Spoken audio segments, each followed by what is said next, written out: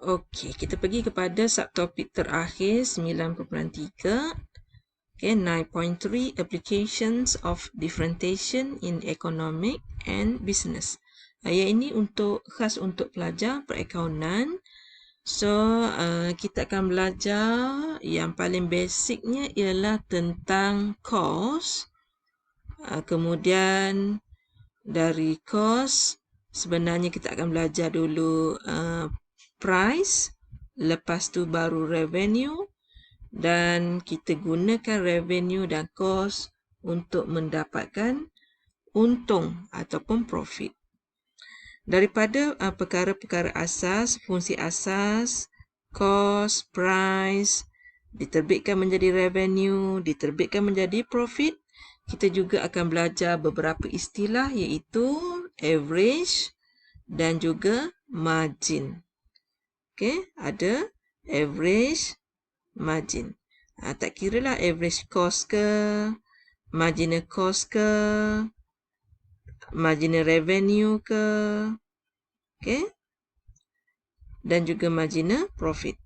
Okay, daripada situ barulah kita applykan, okay, macam mana untuk menghasilkan maximum revenue dan macam mana nak menghasilkan minimum cost dan macam mana nak menghasilkan maximum profit. Tapi untuk tajuk 9.3 ni, Maiden nak bagi tahu siap-siap, kita akan gunakan second derivative test sebab kita cuma nak apply sahaja. Kita tak perlu guna first derivative test. Sebab kadang-kadang pelajar dicampur aduk dengan tajuk 9.2. Okey. So, fungsi asas yang pertama ialah fungsi cost.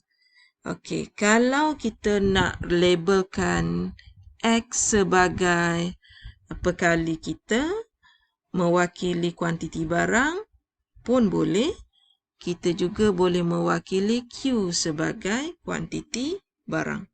Dia merujuk kepada C ni merujuk kepada total cost, di mana total cost kita bersamaan dengan variable cost tambah dengan cost tetap. Okey, Maiden tulis dua ni, satu untuk X sebagai kuantiti, yang kedua Q sebagai kuantiti. Soalan boleh dalam dua bentuk lah. Okey, kemudian cost tetap pula kita boleh dapat apabila kita gantikan kuantiti barang ni dengan kosong. Okey, kita ganti barang dengan X tu dengan kosong, nilai yang terhasil itu merujuk kepada kos tetap. Okey, nota yang ketujuh, macam mana caranya untuk mendapatkan average cost function. So, senang saja, iaitu kita ambil kos asal, kita bahagikan dengan kuantiti barang.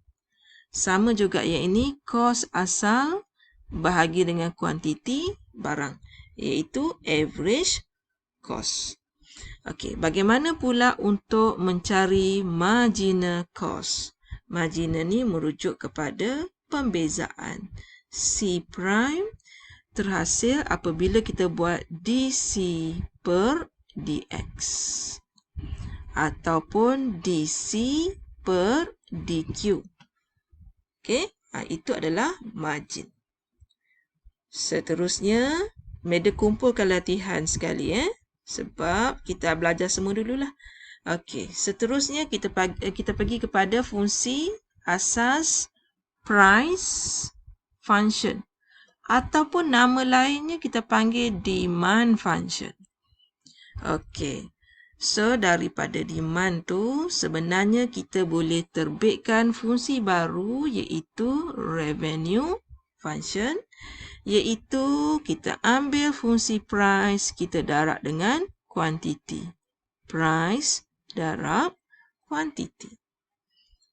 Okey, kerana dia merujuk kepada harga satu kuantiti barang darab dengan berapa kuantiti barang yang telah kita jual. Itu merupakan revenue ataupun hasil. Okey, seterusnya nota yang ke-11 untuk mencari hasil purata ialah hasil bahagi dengan kuantiti. Hasil bahagi dengan kuantiti. Manakala untuk mencari marginal revenue pula, kita membuat proses pembezaan DR over DX. Okey, fungsi terbitan yang seterusnya. Okey, kita mencari fungsi untung. Profit. Okey, profit ni kita boleh cari dengan memasukkan ke dalam rumus hasil tolak dengan kos, ataupun kita panggil dalam perakaunan kita panggil pendapatan tolak belanja. Ataupun kalau pelajar nak guna yang ini pun boleh, bergantung kepada soalan. Untuk mencari untung purata, pelajar buat proses fungsi untung bahagi dengan kuantiti. Fungsi untung bahagi dengan kuantiti, manakala untuk mencari marginal profit, pelajar boleh juga buat d pi dx atau d pi dq.